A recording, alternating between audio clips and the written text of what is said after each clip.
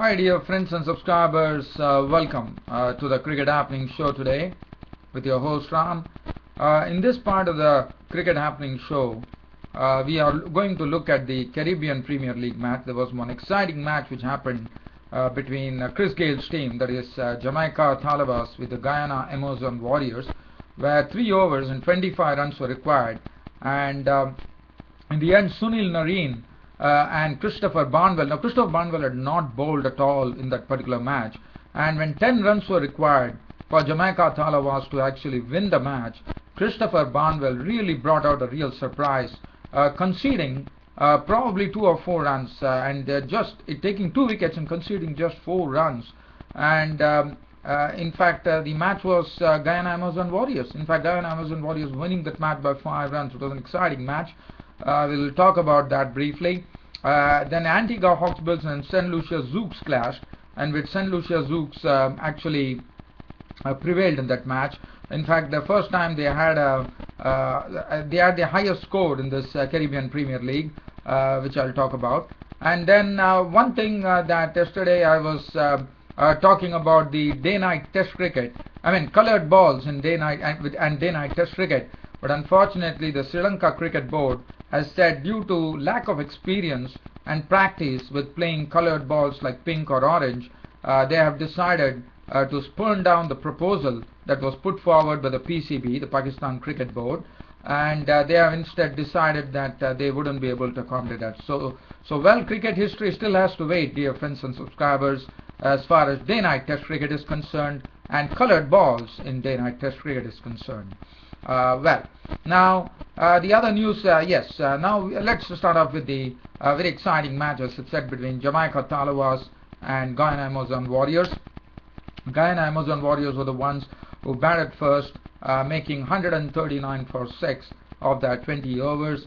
They had the top 3 actually fired for them. Lendl Simmons making 30 of 36 balls with 2 fours and 2 sixes. Martin Guptill's contribution, 39 of 36 balls with 5 fours. James Franklin contributing 40 runs of 29 balls with 1 4 and 2 6, and that was the score as far as Guyana Amazon Warriors were concerned. Now I'm not going to probably I can go briefly into the bowling figures. The wicket takers were Philander, 2 for 23, 1 wicket apiece to Muthiah Muralidharan, who had 1 for 35, was the most costliest yesterday, and Chris Gale bowls 4 overs, 1 for 15. Very economical spell by the Jamaica Thalabas captain. As far as Jamaica Thalabas were concerned, for them Chris Gale really kept them in the hunt by making 43 of 46 balls with 3 fours and 2 sixes.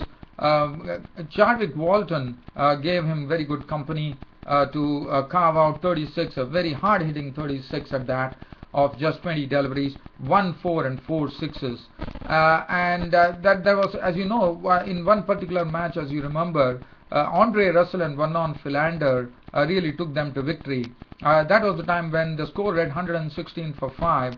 Russell and Philander were at the crease in the 18th over, and this is the time all the excitement started, because in 18 overs they were 116 for 5, and in fact Russell was there in the 19th over, and suddenly they lost the wicket of Russell pretty quickly. Russell and Philander couldn't do what they did in the previous match, as Russell was out for 14 and Philander for 1. And as I said, that was the pressure was building. Sunil Narine actually the 18th over, which was bowled by Narine, gave up only 2 runs. After that, Santoki leaked some runs. But what was very interesting was that the Guyana Amazon Warriors captain actually gave the ball to Christopher Barnwells. Now Christopher Barnwells, they had last over and 10 runs were required to actually win the match, and Christopher Barnwells comes there bowling the last over, and well, he gave away just 2 runs. In fact, he picked up 2 wickets. He probably gave 4 runs, and he picked up 2 wickets. He actually dismissed he got the wicket there of Philander, who was gone for 1, and then he also dismissed David Bernard for a duck. So it became increasingly difficult. So it was a wonderful over. In fact, Christopher Barnwell really, I mean, Sunil Narine definitely bowled absolutely economically to take away the man of the match for his splendid bowling spell of 4 overs, no maiden, 1 for 10. But what Christopher Barnwell did was extremely important, because in the last over 10 runs, and this bowler was absolutely a new bowler. He has not bowled at all in this innings, and he was given the ball. And one has to really commend Christopher Barnwell for bowling such a very good over. Good captaincy by the Guyana Amazon Warriors captain. And finally, that's it. Jamaica Talawas they lost the match by 5 runs, with Christopher Barnwell picking up 2 wickets and conceding only 4 runs. Splendid bowling from Christopher Barnwell there. Well, so that is as far as that particular match is concerned. The other match that happened, which was a very tame affair, it was decided with the Duckworth-Lewis method. 179 for 4. St. Lucia Zouks actually putting up their highest score in this Caribbean Premier League, their highest score, with contributions coming in from Tamim Iqbal, 20 of 19 balls with 4 fours. Andre Fletcher smashing 76 of 53 deliveries, 4 fours and 3 sixes. 29 from Dwayne Smith's bat of 20 balls with 2 fours and 2 sixes. And Darren Sammy, the captain, putting an unbeaten 35 of 20 balls with 1 4 and 3 sixes. As usual, his pyrotechnics always is there for the West Indies team and for this team, which is the St. Lucia Zouks. And bowling, well, Peters came in for some heavy tap. 4 overs costing him 44 runs. Cottrell, the other day, the hero, was carved for 36 runs. Samuels, 33 runs and 2 wickets. So everybody got taken for runs. Kemar Rose, 4 overs for 27. Cornwall, 4 overs, no maiden, 36. As far as Antigua Hawksbills were concerned, well, they were not having it pretty easy there, I would say, because in their chase, they lost Charles for 12 of 5 deliveries with 3 fours. Kieran Powell was out for 12 of 6 balls with 2 fours. Hamilton was doing his best, but he was clean bowled by Best for 24 of 30 balls with 3 fours. And then when the Duckworth-Lewis came into the equation with rain-stopping play, Marlon Samuels, the captain of Antigua Hawksbills, was not out on 6. And that was it. The match was over. It was decided by the Duckworth-Lewis method. Andre Fletcher, for his smashing innings of 76 of 53 balls, was named man of the match. And, well, the match went to St. Lucia Zouks. And St. Lucia Zouks, well, with that very high score that they presented to Antigua Hawksbills in the Duckworth-Lewis, it came in pretty handy at the Vivian Richards Stadium in North Sound in Antigua, with St. Lucia Zouks prevailing by 17 runs by the Duckworth-Lewis method. Well, now let's look at some other cricket news, but as I said, I would just like to talk about this.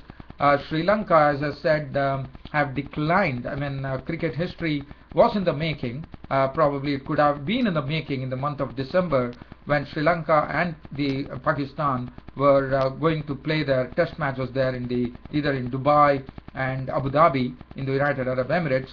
But unfortunately, the Pakistan Cricket Board had actually put forward the proposal, but the Sri Lankan Cricket Board had decided, the management decided that they wouldn't be able to take the proposal offered by Pakistan. The reason being that the Sri Lankan players are not used to the colored ball, and besides, for Pakistan, well, I'm sure one thing would have definitely weighed in as a big consideration for Sri Lanka to make this decision, because they know for a fact that Pakistan are the first team after the ICC actually gave the respective cricket boards to actually experiment with a colored ball in limited overs internationals.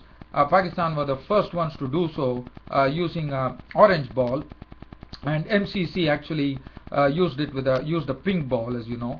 So probably that was the reason the Sri Lankan Cricket Board has thought about it, and they felt that Pakistan players have lots of practice against that colored ball. But as far as Sri Lanka are concerned, they are absolutely rookies as far as the colored ball is concerned in day-night test cricket, and that's the precise reason one would probably agree with Sri Lanka there. They really delayed the cricket history by turning down the Pakistani proposal to play day-night test cricket with a colored delivery. So unfortunately, cricket history has to definitely wait. Well, that's okay. That's still the excitement is still there, and there's a bit of a real suspense factor which is hanging on. And one of the days in cricket, definitely there is going to be a cricket revolution as and when. And I'm sure all the cricket boards would be really thinking about it after what Pakistan did, like putting up a proposal. And I'm sure all the ICC cricket countries which are there would definitely seriously look at it and probably try to incorporate that in all their cricket schedules as and when they play the test matches, because one is that, as I said, the gate money would be there as far as the respective cricket boards are concerned, and it will also bring the public, and there'll be a sort of a new element as far as cricket is concerned. So one only hopes and prays that definitely, I'm sure this is going to happen. Day-night test cricket with colored balls is not far away. Probably not in 2013, at least in 2014. I'm pretty sure that one is going to see colored balls with day-night test cricket, because that is the only way to bring the public, who have been actually weaned away from test matches nowadays, and they are always wanting to see the slam bang version, the T20, or they want to have the limited overs one-day internationals. And the history says that cricket crowds have dwindled as far as test matches are concerned. So definitely, according to me, that is absolutely on the cards. And well, why not? Definitely, one is really waiting to see day-night test cricket with colored balls in the making. Well, so that is as far as that particular aspect is concerned. Now let's look at some cricket news. The cricket news that is coming in from England is not good. Tim Bresnan, who has done a wonderful job, played a very key role in the last test match which England won when they won the Ashes.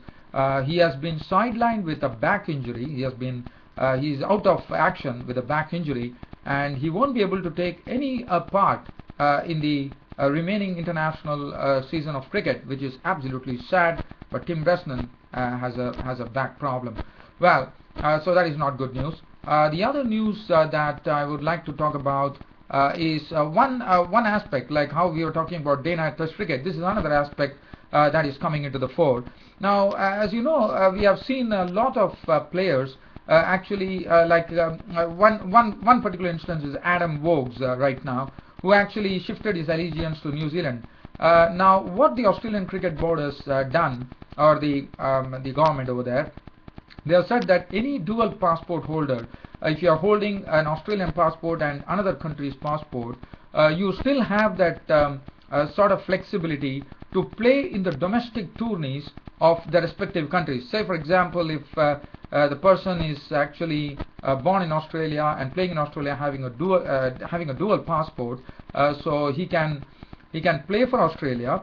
In the sense, he can play in the domestic tourneys in Australia, and he can also participate in a domestic tourney, whosoever the country might be, whether it is England or any of those countries, New Zealand. He can actually play in that country as all in the domestic tourneys.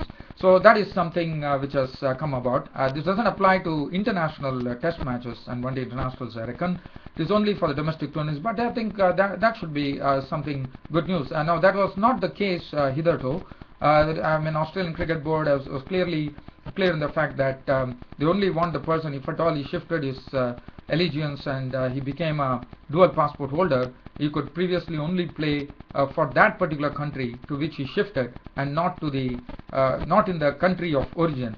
But now things have changed. The Australian Cricket Board has brought forward some rules. Now, how that probably, in my opinion, I would say that would definitely help. There is definitely going to be some help out of it, because it also gives a sense of belonging to the cricketer, saying that even though he is leaving his country of origin, the country of origin is not really pushing him away. They still have them in their sights, and he's still a part of that particular country. It's a dual passport always means that if you're holding two passports, means you can be a citizen of both the countries. As you know, dual citizenship is something which is very common as far as this world is concerned.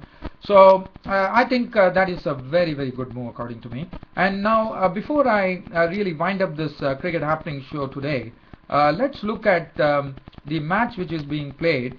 This is a match which is being played. This is the tour game which is happening between England Lions and Australia. I'm just going to give you the live cricket update from this particular match. England Lions are the ones who are batting first. They lost Wells for 10, Lees This is a 2-day fixture. Lees has gone for 33 with 4 fours. Moeen Ali is firmly entrenched, not out on 47, 5 fours and 1 6. Morgan is out, so Morgan is not looking in form. He's gone for 5. Gary Balance, of whom much has been talked about as far as English talent is concerned, is currently not out on 14. 112 for 3 is the current score for England Lions, who won the toss and elected to bat. There was rain delay and the play was delayed. And for Australia, the bowling has been actually Mitchell Starc none for 16, Faulkner 1 for 22. The other wicket taker has been Nathan Lyon, 9 overs 1 maiden 2 for 28, so he has been most successful. Well, with this very little cricket update from England between the Australians and the England Lions just before the final test match starts of the Ashes Test Series, your host Ram would like to end this cricket show for today, and I would be hoping to see you all tomorrow. Until then, it's goodbye.